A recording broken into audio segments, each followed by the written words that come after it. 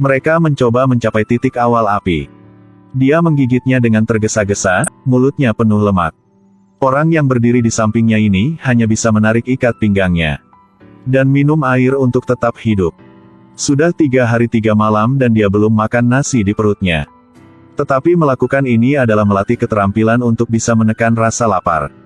Akhirnya diperbolehkan makan. Perut orang ini keroncongan karena lapar dan makan 40 mangkok nasi terus-menerus. Tapi kalau sudah kenyang, dia harus buang air besar. Tetapi biksu mengajarinya keterampilan menahan diri dari buang besar. Wajahnya langsung pucat. Menemukan itu tak terbantahkan. Dia tidak punya pilihan selain mengandalkan tiang kayu untuk menderita. Kemudian belajar menahan rasa sakit. Orang ini meletakkan 2 jarinya pada ikan kayu. Biksu mengetuk ikan kayu. 10 jarinya sangat sakit. Sehingga dia menggertakkan giginya kesakitan. Dia berkeringat dingin. Tapi dia belum sempat bernafas. Dia ditangkap di dalam guci untuk berlatih tahan panas. Setelah melatih tahan air mendidih, lalu beralih ke latihan air es. Hanya dalam beberapa saat dia sangat panas sehingga dia ingin menguapkan asapnya. Setelah beberapa saat bibirnya menjadi pucat. Dia akhirnya mencapai tahap akhir dari pelatihan rasa sakit. Orang itu ditempatkan di atas meja yang penuh dengan paku besi. Sakit sampai merinding. Dan kemudian menaruh semut padanya untuk menggigitnya. Tapi orang ini masih tak kenal takut. Selama seluruh proses, dia tidak mengeluarkan suara pun. Dia dengan sabar menekan rasa sakitnya. Biksu gemuk ini sudah menyerah. Tidak mungkin, dia harus menerimanya sebagai muridnya seperti yang dijanjikan. Tanpa diduga, orang ini sangat senang. Sehingga dia mengeluarkan kentut yang mengejutkan. Membuat biksu gemuk tertawa terbahak-bahak. Semua keagungannya telah terbang jauh. Biksu gemuk itu menggunakan alasan bahwa dia tidak tahan dengan bau kentutnya. Jadi mengejarnya turun gunung. Tapi dia masih ingin belajar seni bela diri. Setelah itu, dia menemukan seorang master untuk belajar seni bela diri. Master ini dijuluki Guangdong Sujier, saudara laki-laki Huang Fei Hong. Para pemuda ini takut akan kebodohannya. Tidak akan bisa belajar seni bela diri yang unggul. Tapi setelah dia mendengarnya mengatakan itu, dia menyarankan untuk memasukkannya ke kelas seni bela diri intensif. Hanya berlatih keras. Tidak butuh waktu lama untuk menjadi master yang tidak ada yang bisa menandingi. Pria ini percaya itu benar. Buru-buru memberinya emas batangan sebagai biaya kuliah. Dan mulai berlatih. Tahap pertama, Wei Seng Jianbu. Dia harus menginjak paku tajam. Lalu ambil tali dan berjalan di atasnya. Pria itu kemudian menutup matanya dan tetap tenang. Dia memukul beberapa tendangan gores kucingnya dan kemudian menginjak paku. Tapi dia tidak tahu bahwa sebelum kakinya menyentuh tanah, sisi pelatihan diam-diam telah mempersiapkan sebelumnya. Tahap kedua, Tai Sancong. Orang ini harus berpegang teguh pada tali. Lalu berjalan ke sisi yang berlawanan. Orang ini harus memanjat pagar. Kemudian berpegang teguh padanya dan memanjat. Dia terlihat persis seperti ulat besar. Tetapi pihak pelatih memujinya karena memiliki bakat alami. Tahap ketiga, Sa Baosan. Dia harus meletakkan lilin di atas kepalanya. Dan kemudian melangkahi vas keramik. Melewati semua pilar bunga prem. Tapi ada cairan lilin panas yang mengalir di wajahnya. Dia juga memecahkan vas keramik. Tapi Pasu sudah siap. Ambil pot keramik baru untuk menggantikannya. Ketika orang itu melewati semua pilar bunga plum, semua vas keramik tidak terkelupas sama sekali. Kemudian dia pergi melewati lagi melalui lubang dan mulut toples. Berkat bantuan Pasu, dia menyelesaikannya tanpa usaha apapun. Tapi tidak ada yang bisa menduga. Tahap terakhirnya. Sayangnya dia terpeleset. Dan merangkul sarang tawon.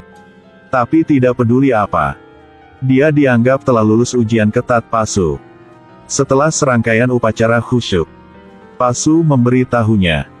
Dia menyelesaikan studinya. Nanti, kamu bisa menggunakan statusmu sebagai murid Dalai Lama. Orang ini melihat dirinya telah belajar seni bela diri. Bahkan berjalan di jalan terlihat seperti sedang melakukan seni bela diri. Tanpa diduga, saat dia menyeberangi jembatan, dia diblokir oleh seorang preman. Orang ini sangat percaya diri dengan seni bela dirinya, jadi berkelahi dengannya. Tapi seni bela dirinya yang biasa-biasa saja, hanya digunakan untuk mengurangi kalori dan berkeringat. Tapi tidak bisa mengubah akhir yang tragis. Akhirnya dia kabur. Dia juga tahu bahwa dia telah ditipu. Uang sekarang dia tidak punya banyak lagi. Lebih dari itu, masih tidak belajar seni bela diri apapun. Dia berdiri dan menangis. Tapi Tuhan tidak pernah mengecewakan orang. Hari itu ketika dia sedang berjalan di jalan, dia bertemu dengan beberapa seniman gipsi. Melihat pedang besar dan mengkilat memotong pria berjanggut itu. Tapi hanya mendengar suara seperti memukul logam. Mungkin ini adalah seni bela diri terbaik di dunia. Orang ini sangat bersemangat sehingga dia berlari dan memujanya sebagai masternya. Di rumah, pria berjanggut itu menggambar mantra di tubuh dia. Lalu tekan kepala laki-laki itu ke dalam ember cuci besi yang diturunkan dari nenek moyang mereka. Setelah direndam, tulangnya akan menjadi kuat. Setelah merendamnya 2 kali, dia akan mendapatkan kemampuan yang tidak dapat dipotong oleh siapapun di tubuhnya. Orang ini direndam dalam air dan berdiri di tanah. Pria berjanggut ini memegang pisau dan menebas berkali-kali. Dan juga menggunakan tombak untuk menusuknya berulang kali. Tapi dia tidak terluka sedikit pun. Dia merasa sangat terkejut. Dia berpikir bahwa dia sekarang telah menguasai peri sihir. Tidak bisa takut pada siapapun. Sebelum pergi, pria berjanggut memberinya jubah untuk dipakai. Orang ini semakin meningkatkan kepercayaan dirinya. Itu sebabnya ketika dia bertemu dengan preman yang memperkosa wanita, segera menghentikannya. Untung bawahannya tidak tahu cara bertarung. Dia hanya mengandalkan seni bela diri goresan kucingnya untuk menjatuhkan mereka semua. Setelah mengalahkan bawahan, sekarang lawan oligarki. Dia tidak ingin menyakitinya. Jadi ingin memberitahu lawan bahwa sulit untuk menyerah. Dia mengambil pisau. Berikan kepada lawan untuk membiarkannya menebas sesuka hati. Tapi tidak menyangka. Setelah menggunakan pisau untuk memotong, darah keluar. Orang ini sangat ketakutan dan kabur. Dia memeluk lukanya dan berlari setengah jalan, masih tidak percaya.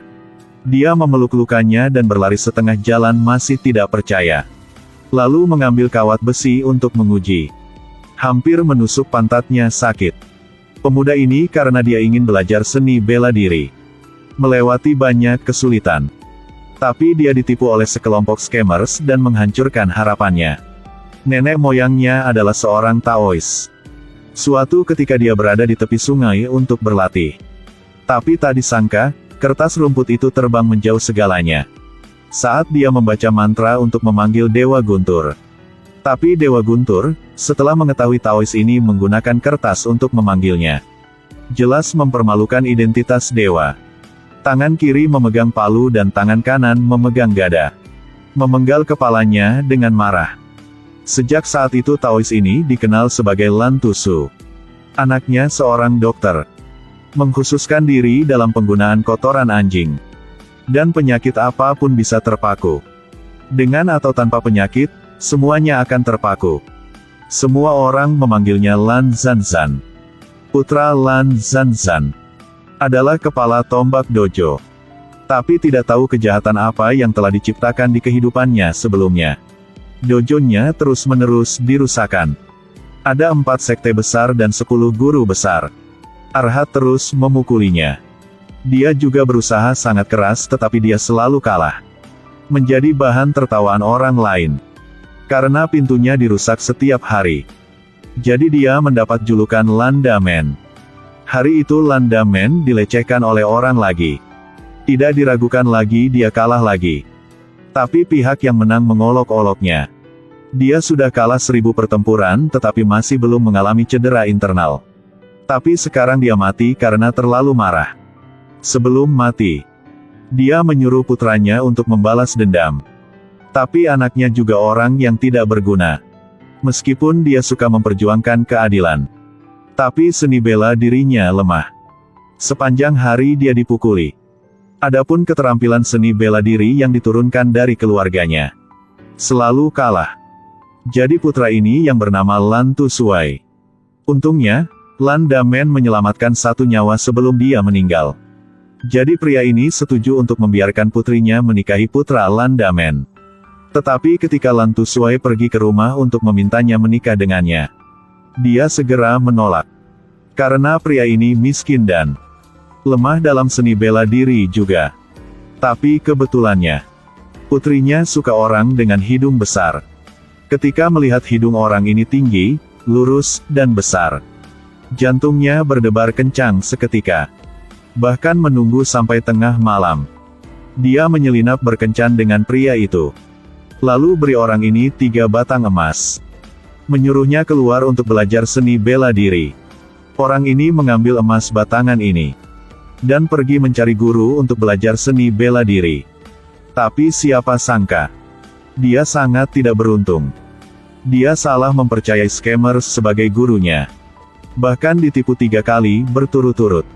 Dia sangat marah tetapi dia tidak memiliki 1 sen pun di sakunya. Dia tidak tahu kemana harus pergi dan tidak punya tempat untuk pulang. Bahkan tidak tahu harus berbuat apa.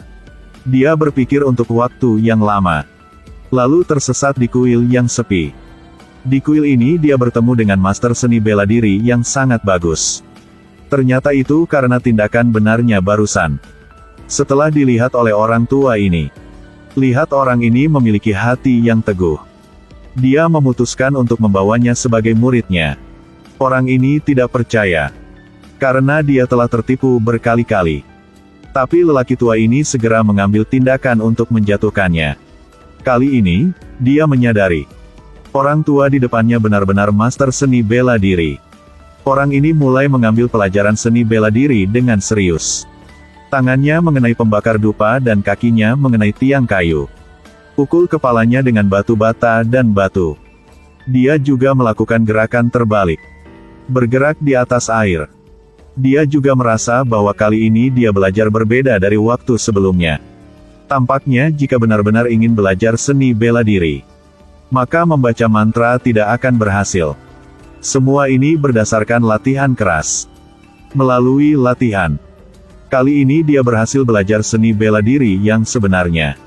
Dia mengucapkan selamat tinggal kepada masternya. Sekali lagi ke rumah mertua untuk minta nikah. Tapi ayah mertua ini masih memandang rendah dia. Dia menyuruh pengurus rumah untuk menendangnya keluar. Tapi dia sudah belajar seni bela diri. Jadi segera memamerkan seni bela dirinya. Kekuatan seni bela dirinya sangat kuat. Langkah kakinya juga sangat fleksibel. Begitu dia mengambil tindakan, musuh akan jatuh. Tidak ada yang mampu menjadi lawannya. Hanya dalam sekejap mata. Semua orang yang bekerja di keluarga dipukuli dan jatuh ke air olehnya. Jadi ayah mertua tidak bisa menghentikannya untuk membawa Azu pergi lagi. Kemudian, orang ini membawa Azu kembali untuk melanjutkan membuka toko bisnis. Ajari cara seni bela diri jangkrik. Tapi dia juga tidak bisa keluar dari seni bela diri itu. Hari itu, Master Sekte Serangga Tin Kong datang untuk menghancurkan dojonya. Orang ini tak sederhana. Seluruh tubuhnya licin. Giginya tajam sekali juga. Muridnya juga ingin membantu masternya melawan musuh. Tapi tiba-tiba mereka baru saja bergegas. Mereka semua dipukuli kalah oleh Tian Zhan. Tetapi kelompok orang ini masih tidak akan menyerah. Dalam sekejap mata, mereka menaruh meriam di pantat Tian Zhan. Secara alami di tanah datar tumbuh kaktus. Mengambil kesempatan ketika Tian Zhan tidak memperhatikan. Mereka menendang batu bara yang terbakar ke dalam mulutnya. Pada akhirnya, dia secara pribadi pergi berperang. Dia memegang karung. Melilit tubuhnya menjadi kue tanpa bukaan. Tian Zhan baru saja kabur. Kemudian Sekte Sising adalah Xiao Bai datang. Orang ini adalah saingan cintanya. Ketika musuh bertemu, mereka langsung merasa tidak nyaman. Mereka berdua berjanji untuk bertarung di tepi danau. Xiao Bai adalah keturunan Sekte Sising. Gaya bertarungnya terkenal fleksibel. Itu sebabnya ketika dia menyerang, dia juga menyerang dengan sangat cepat dan kuat. Tingkat kerusakan yang dia berikan sangat kuat. Orang ini sedang belajar seni bela diri murni. Tapi dia menang karena dia memiliki latar belakang akademis yang kuat. Urusan internal yang mendalam. Itu sebabnya kedua belah pihak saling bertarung dengan lusinan teknik. Xiao Bai kehabisan napas dan menjadi lemah. Secara bertahap memasuki posisi pasif. Untuk membalikkan keadaan. Xiao Bai tidak bisa membantu tetapi melepaskan langkah terakhir. Sekte Sising. Tangan Xiao Bai sedikit bengkok. Bentuk ini terlihat seperti ular berbisa yang memancarkan sinyal. Kekuatannya meningkat secara tidak normal. Orang ini telah menemukan trik hebat. Ular selalu takut dengan bubuk belerang.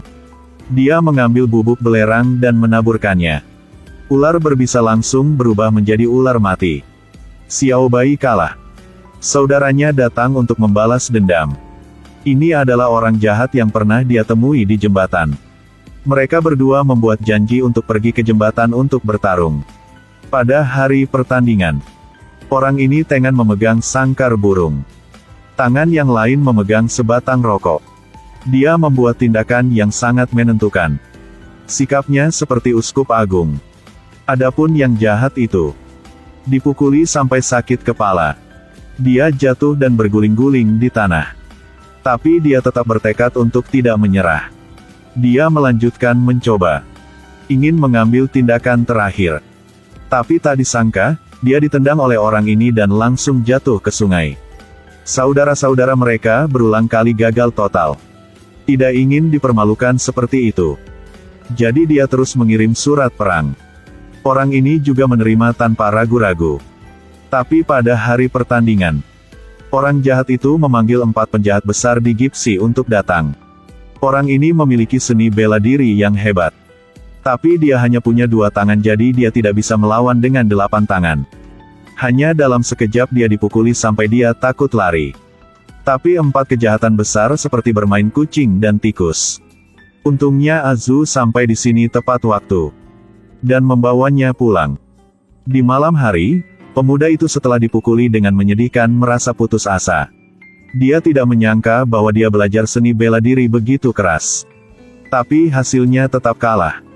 Tapi setelah dia berhenti sedih, dia ingat seni bela diri yang diturunkan oleh leluhurnya. Tapi dia menggunakan seni bela diri itu untuk bertarung sebelumnya tapi dia selalu kalah. Jadi dia tidak memiliki iman. Tapi kakaknya mengatakan, dia tidak bisa menggunakan seni bela diri itu. Itu karena dia belum makan hidangan spesial. Pada malam itu, kakaknya menyuruhnya makan 5 hidangan beracun yang sangat bergizi. Kodok kukus dan kalajengking tumis.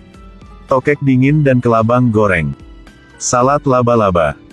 Untuk bisa menang, orang ini harus makan semua 5 hidangan yang sangat beracun ini. Sampai hari untuk pergi kering. Pria dari kandang melangkah ke lantai untuk bersinar.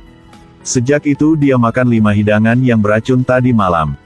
Dia memiliki lebih banyak energi, tinggal di kandang untuk mengumpulkan kekuatan. Akhirnya tiba saatnya untuk melepaskan semuanya. Orang ini berjalan seperti awan terbang. Mengambil tindakan dengan sangat cepat. Seluruh tubuhnya tampaknya memiliki kekuatan yang tidak pernah habis. Juga mempelajari keterampilan 5 racun secara langsung. Serangan kalajengking sangat mendebarkan.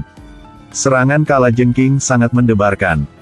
Keterampilan laba-laba digunakan untuk serangan terakhir. Hanya dalam beberapa gerakan, dia mampu mengalahkan 4 penjahat hebat yang berlarian. Mereka tidak memiliki sedikit keagungan pun yang tersisa lagi. Jadi mereka tidak bisa berbuat jahat lagi.